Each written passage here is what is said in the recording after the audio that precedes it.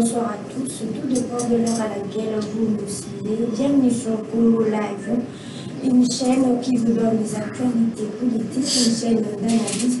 Aujourd'hui, nous allons analyser avec M. Cyril Maweka quelques sujets qui se passent au sein de notre pays. Avec nous, nous allons essayer un peu d'analyser, de faire des études. Déjà, je m'en vais auprès de mon invité pour lui dire bonjour. Bonjour, madame. Comment allez-vous? Je vais bien parler à cette plaisir. Je vais très bien. Moi de même. Alors, nous allons passer directement au vif de notre analyse. Où en sommes-nous avec le conflit au sein des UDPS? Normalement, je salue d'abord toutes les combattants et combattantes. Nous saluons aussi le président de la République, chef de l'État, celui qui engage le parti. Et nous saluons le secrétaire Augustin Kambouya par rapport au travail qu'il est en train d'abattre au sein du parti, cher aux fins de l'unité. Nous sommes tellement contents par rapport à son travail. Ce que nous pourrons dire, éclairer l'opinion, le parti va bien et nous sommes dans le calme. Et tout a été réglé parce que nous sommes les enfants d'une même famille. Et là où il y a des gens, il y a toujours des conflits. Et maintenant, nous allons prendre une nouvelle direction afin de conserver le pouvoir par lequel le fait Étienne nous a laissé. Il y a un groupe de combattants qui vient de déposer un memo pour demander à un congrès afin qu'on puisse changer les règlements du parti. En d'autres termes, je pourrais dire nous sommes en famille. Comme je venais de le dire, en famille, il y a toujours des problèmes. Lorsqu'il y a des problèmes, il faut que le père vienne mettre la main sur la pâte afin de donner de l'éclairage. Je pourrais dire nos frères de l'autre côté, ils étaient mécontents par rapport à leur dire qu'ils n'arrivaient pas à voir clair par rapport à la gestion du secrétaire Augustin Kambouya. Nous, ce que nous savons, le secrétaire est en train de faire un travail qui va être bénéfique pour nous tous au sein du parti. Ben, il ne faut pas oublier, Madame Alphine, vous savez, ITPS, nous avons combattu pendant 36 ans. Pendant 36 ans d'élite, et maintenant nous avons accédé au pouvoir. Et l'ennemi a compris, et par la manière dont le président Étienne Tshisekedi est en train de gérer, le président Félix Tshisekedi est en train de gérer le pays, et ils n'auront pas la patte, soit la même mise, de revenir encore au pouvoir. Et la seule manière par laquelle ils vont s'attendre, soit de déstabiliser le régime, ils ont cherché ce que nous disons les maillots faibles, les gens qui sont mécontents au sein du parti, pour leur financer, afin d'être mécontents auprès du secrétaire du parti, pour dire des choses par lesquelles on est en train de mal gérer la gestion du parti.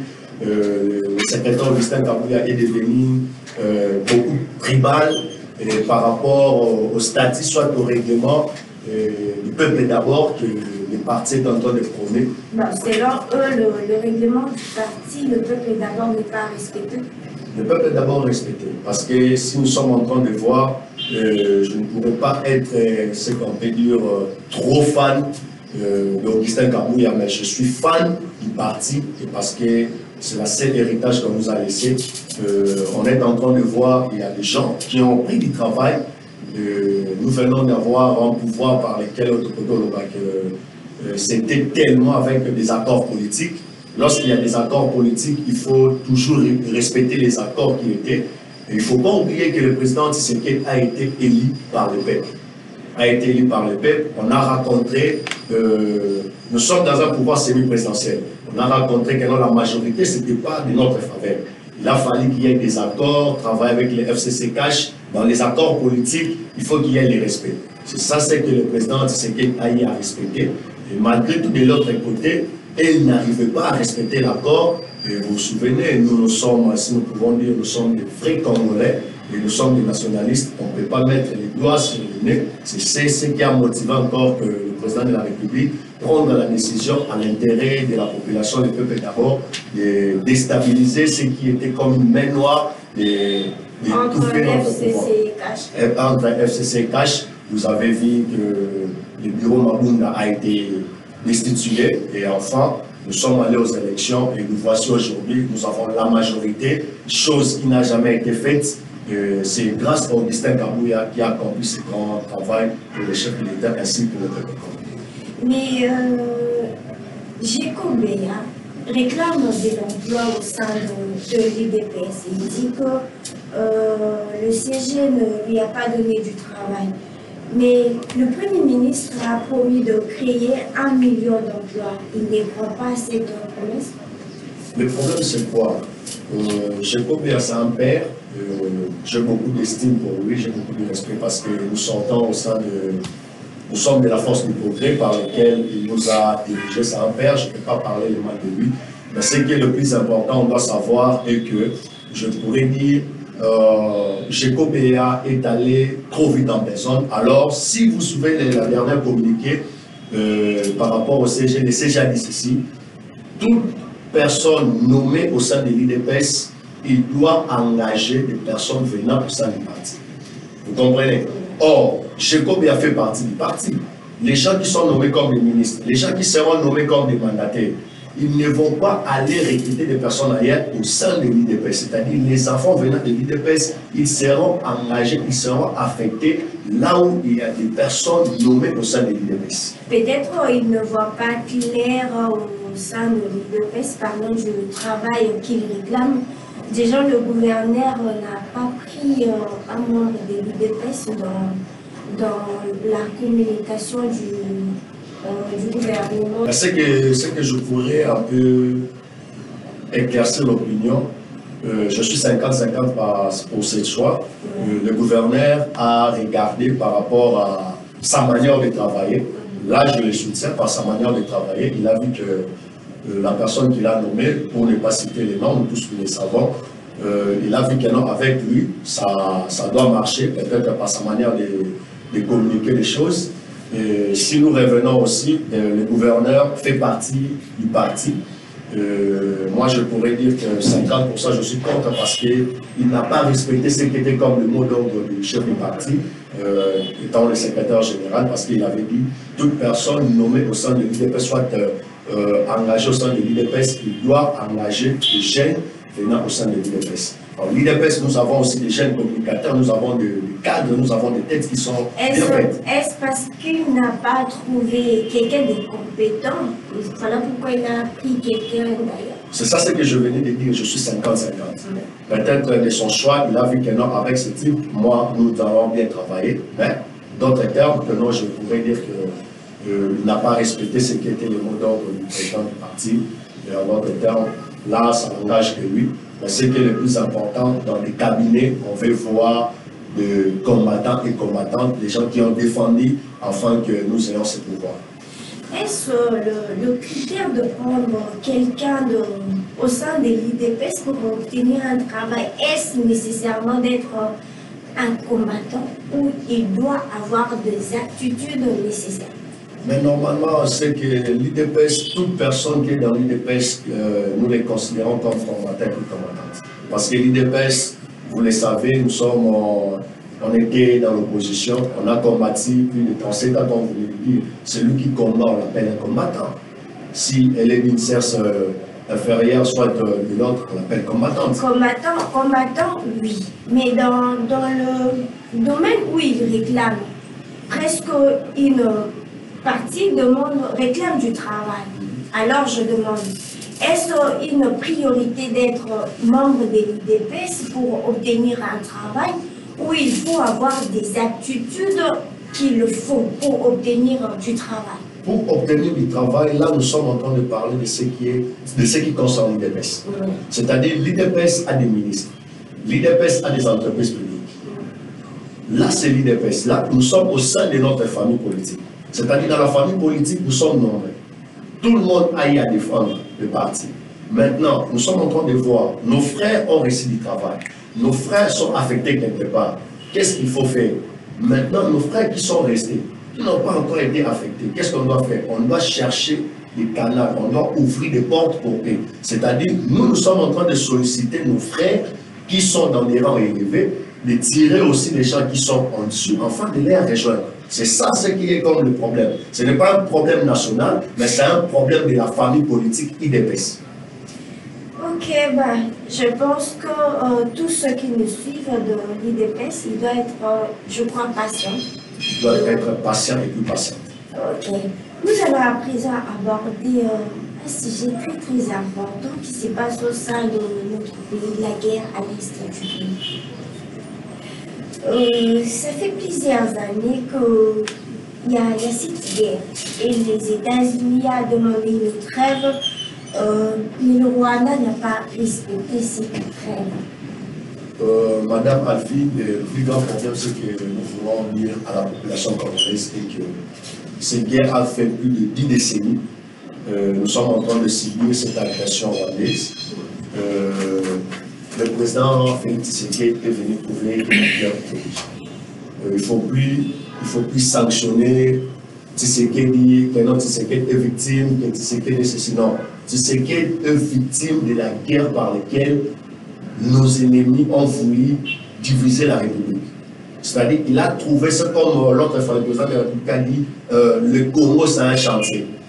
Or, alors que les gens ont pris ça dans le mal des sens, alors que non, le président de la République, il était en train de parler ce qu'il a trouvé. C'est-à-dire qu'on a légué un pays en chantier. C'est-à-dire nous sommes en train de reconstruire le pays. Nous sommes en train de reconstruire le pays. Ce que je pourrais dire, éclairer l'opinion, est que cette guerre, je ne pourrais pas être ni ou contre, mais je dis la vérité parce que nous sommes des Congolais, les gens qui meurent chaque jour, ce sont nos frères et nos sœurs. Les États-Unis, la communauté internationale, ils sont derrière cette guerre. Déjà, il y a 4 personnes qui viennent d'être égorgées à Bayeba.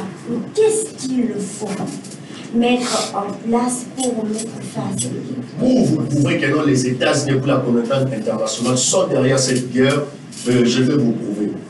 Récemment, l'ONU vient de dire que plus de 4000 soldats ougandais et rwandais sont sur le sol congolais.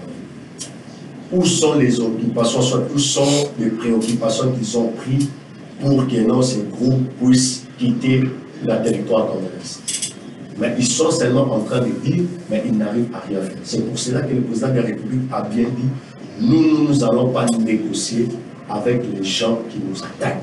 C'est-à-dire qu'il y a des choses que nous sommes en train de préparer. Nous vous assurons que le président de la République est en train de se préparer. Nous allons faire la guerre avec le Rwanda. Là, je vous promets. Nous allons faire la guerre avec le Rwanda, mais il y a aussi les Ougandais qui jouent un peu à 2 jeux. Ils sont comme le couteau à double tranchant. D'un côté, ils sont avec le Rwandais, d'un côté, ils sont avec nous. Mais pourquoi pas mettre fin à cette aide qu'ils nous donnent? Le plus grand problème, c'est qu'on doit savoir, le président de la République, c'est un homme très, très, très sage et très intelligent. C'est-à-dire qu'il sait que non, nous sommes en train de vivre avec des personnes qui sont nos ennemis. Mais vu que nous sommes dans la politique et puis la diplomatie nous demande de ne plus agir avec émotion. C'est que vous comprenez. On ne va pas agir avec émotion, mais nous sommes en train de travailler dans le silence et puis dans les coulisses. Et il y aura des résolutions que vous allez voir dans les jours qui suivent.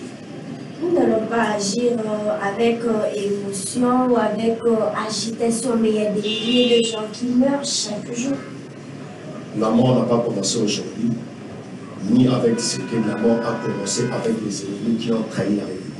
Mais il faut mettre des stratégies en place pour mettre fin à cette calamité.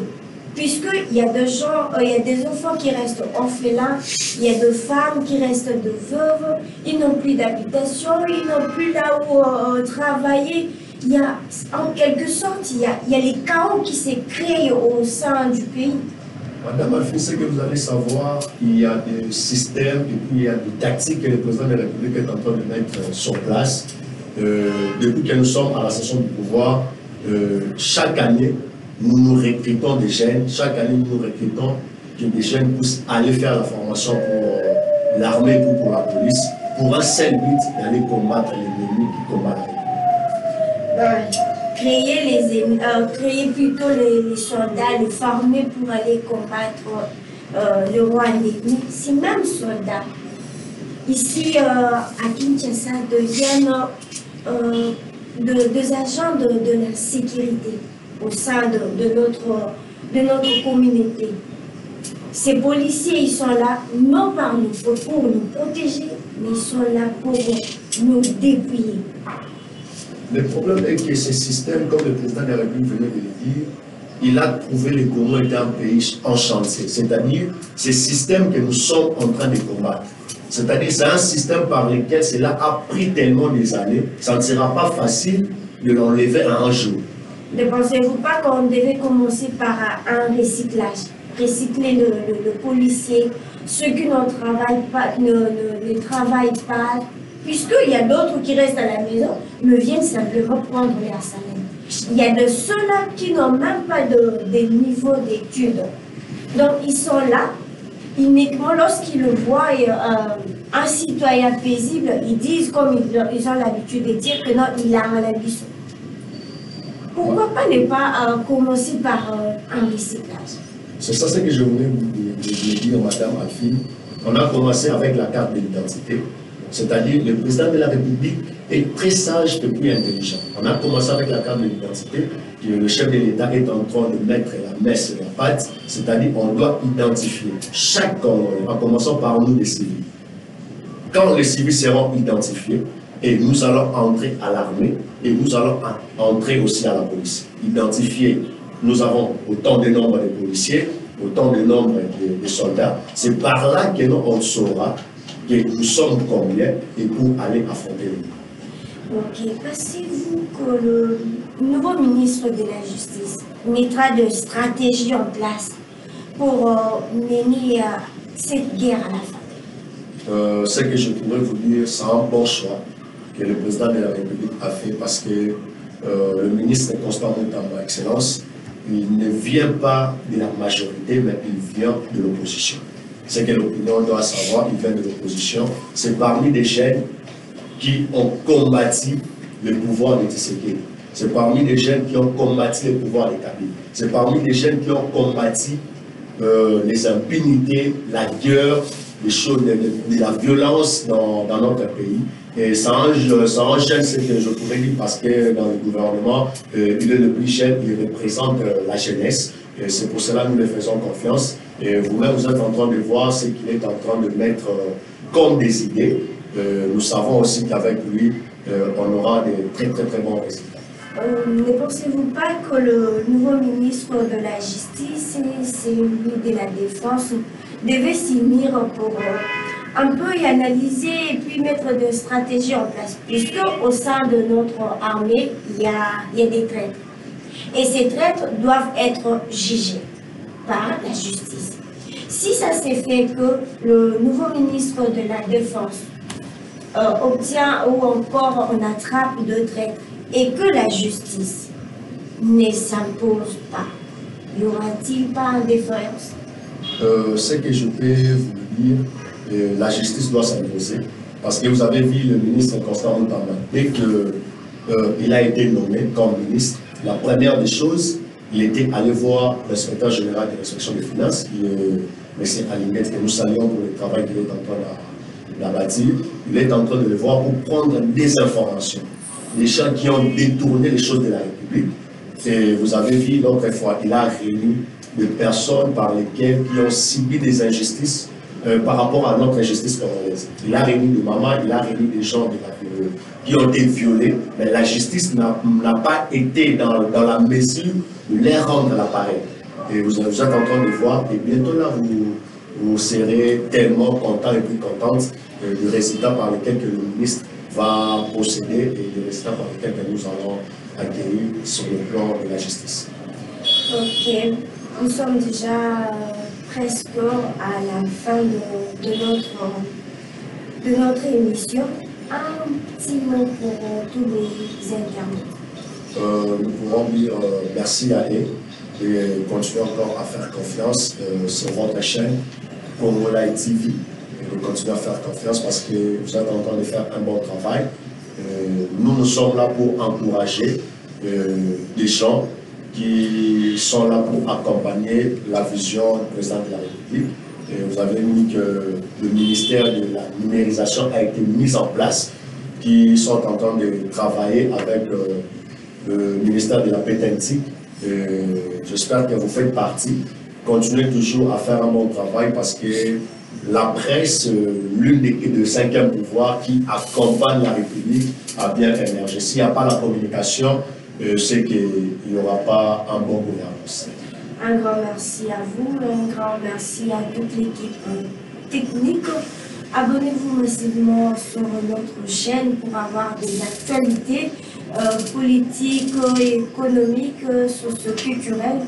Un grand merci à Biou qui était derrière la caméra, à la prise de son, Manassé et à la réalisation d'été Serge Apois Dossier. Quant à moi, je prends conscience de vous très prochainement.